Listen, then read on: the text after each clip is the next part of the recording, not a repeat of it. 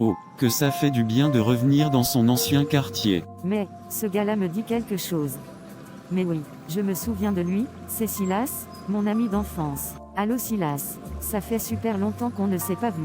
Ah, ton visage me dit quelque chose. Ah mais oui, je te reconnais, c'est toi Irma. Oh, Irma, ça fait si plaisir de te revoir. Comment vas-tu? Je vais hyper bien. Et toi, ça se passe comment de ton côté? Oh, moi tu sais, tout va bien dans ma vie. Je travaille à l'hôpital Sainte-Justine depuis maintenant 5 ans. Je suis payé 55 $ de l'heure et actuellement, je vis dans un bel et grand appartement dans le quartier d'à côté. Et j'ai déjà prévu de déménager pour aller vivre dans les banlieues, car les maisons en ville sont vraiment trop chères. Vraiment, comme s'il y avait de l'or à l'intérieur, c'est vraiment rendu impossible à payer. Mais c'est vrai qu'avec la montée de l'inflation, les prix des loyers sont aussi montés en flèche. Ah tu as vu ça? Même moi, cette histoire d'inflation me décourage à rester en ville.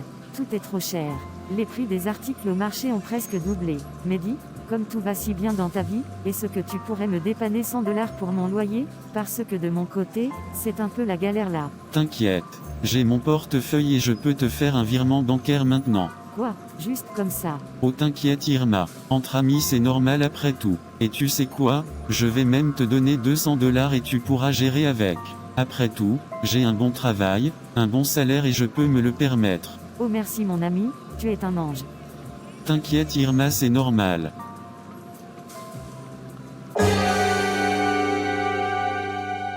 Alors c'est à ce jeu-là qu'il veut jouer avec moi. Très bien, comme tu veux trop montrer que tu as réussi, tu as intérêt à être bien assis spirituellement, car sinon je vais te mettre en pièces. En fait je te le ferai proprement. En fait, je m'assurerai que ce 200 $ soit le dernier que tu touches de ta vie, car tu vas payer pour ton arrogance. Il ose me donner 200 $ alors que je ne lui ai demandé que 100 $ parce qu'il veut trop me montrer qu'il a réussi dans la vie. Je n'aime pas ça, ceci est une grande insulte à mes yeux et mon cher, tu vas regretter de me les avoir donnés.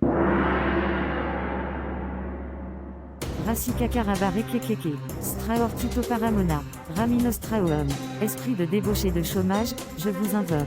Venez ruiner complètement sa vie. Je ne veux plus voir de sourire sur ses lèvres dorénavant, et je veux qu'à partir de maintenant, tout ce qu'il entreprenne échoue et qu'il se noie dans les lamentations. Je sais qu'à un moment donné, il tournera complètement le dos à son Dieu. Et moi, j'en profiterai pour ramener son âme à mon maître sans perdre de temps. Allez, nouvelle mission enclenchée. Depuis que je suis dans la sorcellerie, je n'ai qu'une seule mission, et c'est de ramener le plus d'âme à mon maître. Et j'ai déjà celle de ma mère, mon père, ma sœur, mes cousins, cousines et celle de tous les aînés de ma famille. Et vu que tu ne pèses presque rien sur la balance, t'abattre ne sera qu'un jeu d'enfant.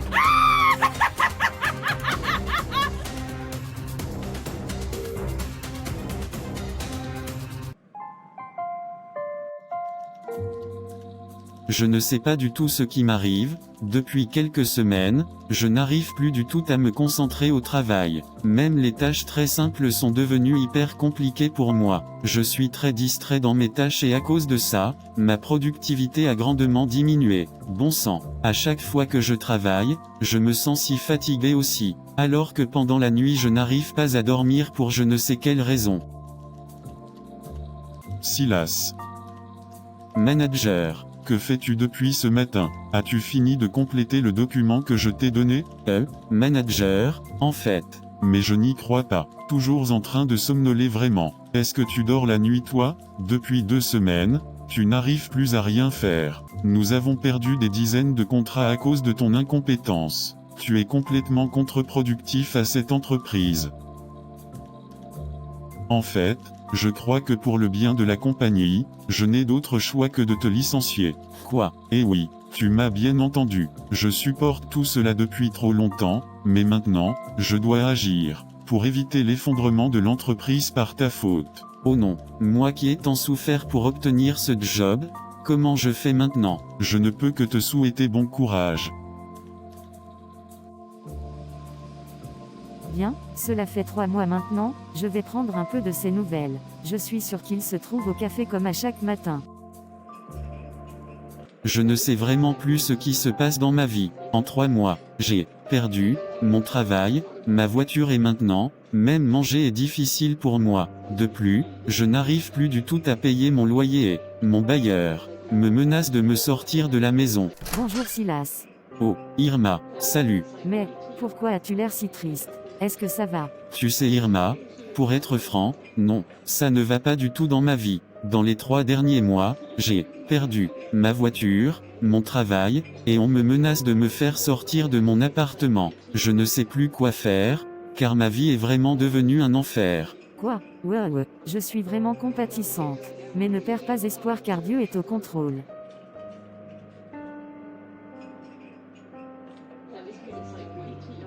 Bon, moi je vais y aller, car je venais juste te passer le bonjour. Bye bye.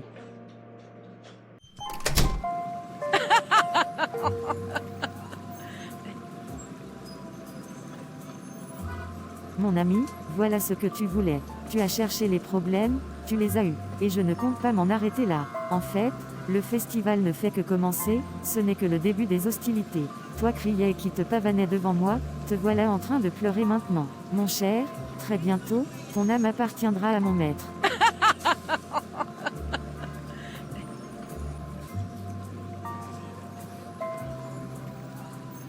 Vraiment, je ne sais même plus comment payer mon loyer. Cela fait 3 mois de loyer que je dois, et je n'ai toujours pas d'argent pour payer. On est déjà à la fin du 3e mois. En plus, le bailleur ne fait que me menacer jour après jour.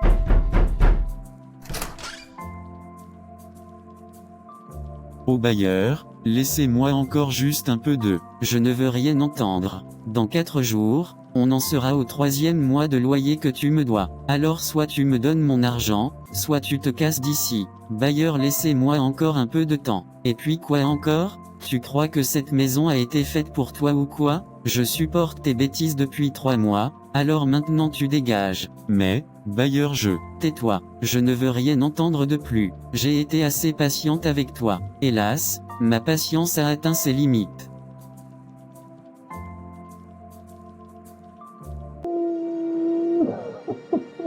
Je n'arrive pas à y croire, en 3 mois, je me retrouve non seulement sans travail, mais en plus, sans abri. Mais que se passe-t-il dans ma vie, ô Seigneur? Pourquoi m'as-tu abandonné? Pourquoi ne m'as-tu pas défendu? N'est-il pas écrit dans Ésaïe 59 verset 1 que non, la main de l'Éternel n'est pas trop courte pour sauver, ni son oreille trop dure pour entendre? Et il est aussi écrit dans Jérémie 29, 11 que tu connais les projets que tu as formés sur nous, projets de paix et non de malheur, afin de nous donner un avenir et de l'espérance. Mais as-tu menti, car ce que j'ai lu tous les jours ne reflète en rien ce que je vis présentement.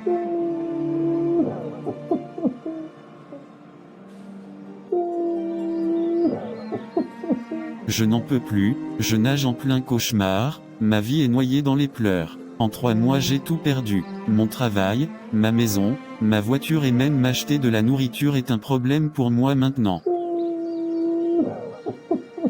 Je n'ai plus rien, pas de travail, pas de maison, pas de femme, pas d'enfants alors que j'ai 35 ans. Actuellement, je ne sais plus du tout quoi faire, à moins que...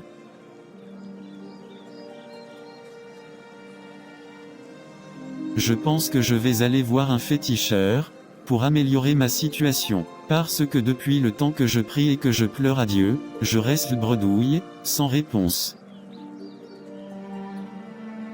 Je pense que l'homme en question, habite au bout de cette rue. Bon, je vais y aller. Mais où suis-je? Que m'est-il arrivé? Tu t'es fait percuter par une voiture. Quoi? Oh non, pourquoi? Alors là je suis au fond du gouffre. Mais tu es qui toi aussi? Je suis celui que tu as abandonné.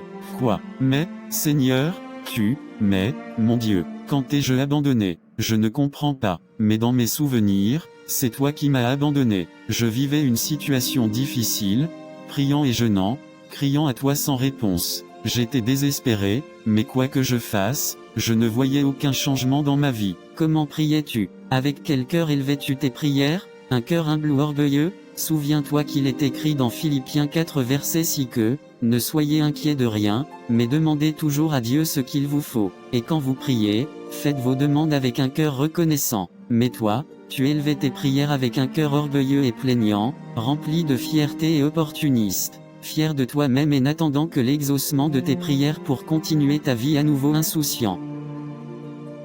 Tu te disais Crécy, mais quand as-tu manifesté à gloire au travers de ta vie?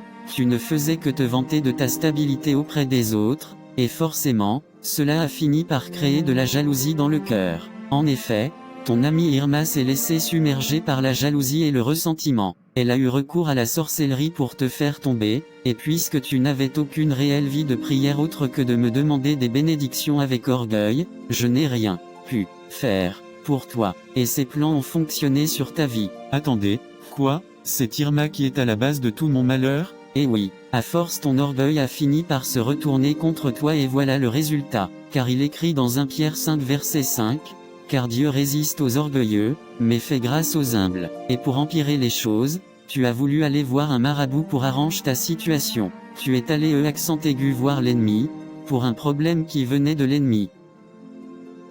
Oh non Seigneur, Seigneur, je suis désolé Seigneur, pardonne-moi pour mon orgueil. Oh Dieu, pardonne-moi, ne m'impute pas ce péché, mais lave-moi de ton sang précieux. Je promets d'être humble et de me détourner de tout cela. J'ai compris ma leçon et désormais, je serai une nouvelle personne, un vrai chrétien. Très bien, je ne te condamne pas. Maintenant, va, et ne pêche plus.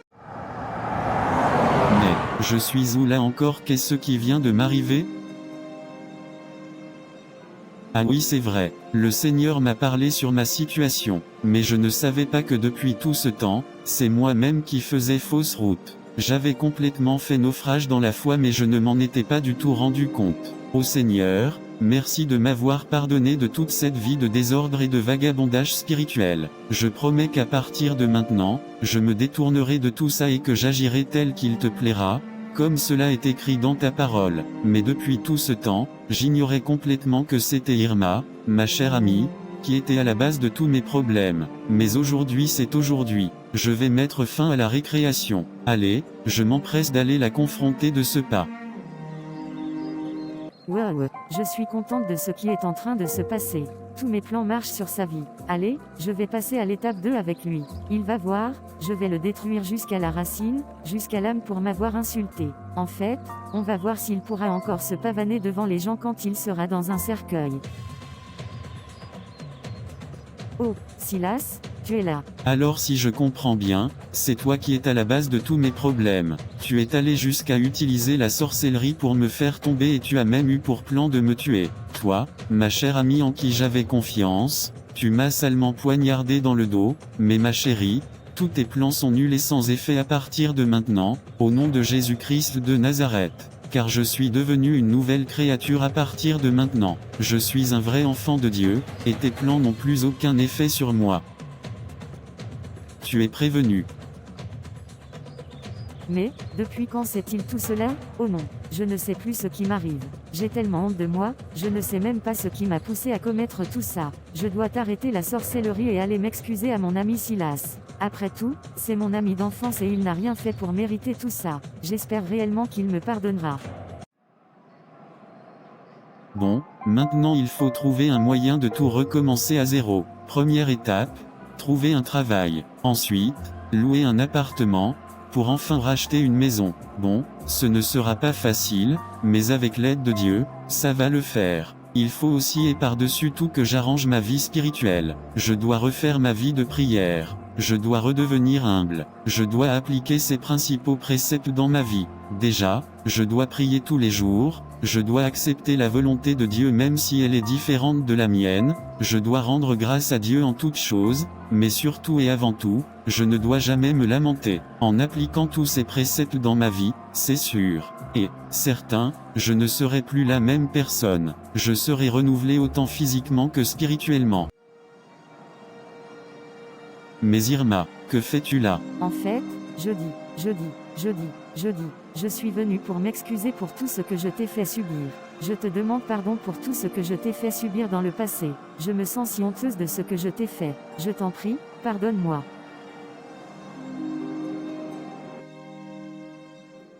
Très bien, je ne te condamne pas, maintenant va, et ne pêche plus.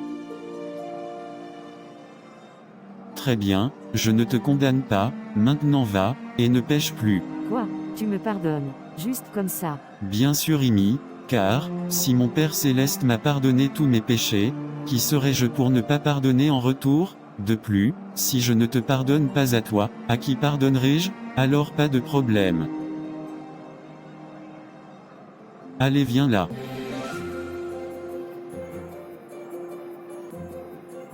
Merci mon ami.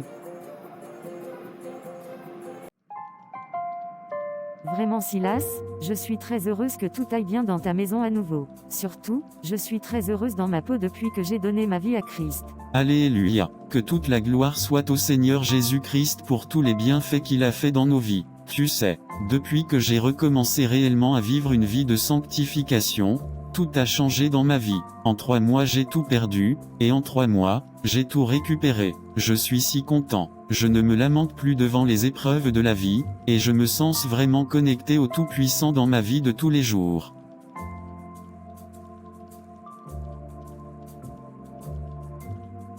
Chers frères et sœurs en Christ, comment adressez-vous vos prières à Dieu? Élevez-vous vos prières avec un cœur orgueilleux ou êtes-vous humbles en toutes circonstances? Demeurez-vous ferme dans la foi ou vous lamentez-vous devant chaque épreuve? Avez-vous une vie de prière régulière ou priez-vous uniquement quand vous traversez une situation difficile et que vous avez besoin de l'aide de Dieu? Chers frères et sœurs, rappelons-nous toujours que nos choix d'aujourd'hui détermineront notre vie de demain. Surtout, souvenez-vous d'être discret dans tous les aspects de votre vie. Il ne faut pas tout dire à n'importe qui dans la vie, car si tout le monde est au courant de votre succès, cela pourrait forcément créer de la jalousie dans les cœurs, mais la discrétion sauve de ce genre de situation. Et voilà mes frères et sœurs, c'est la fin de la vidéo. Si vous avez aimé, pensez à vous abonner, liker et commenter. N'oubliez pas de partager pour qu'une âme soit sauvée et restaurée. Que le Seigneur vous bénisse et vous protège, et à une prochaine vidéo si Dieu le veut. Les sentinelles du Seigneur.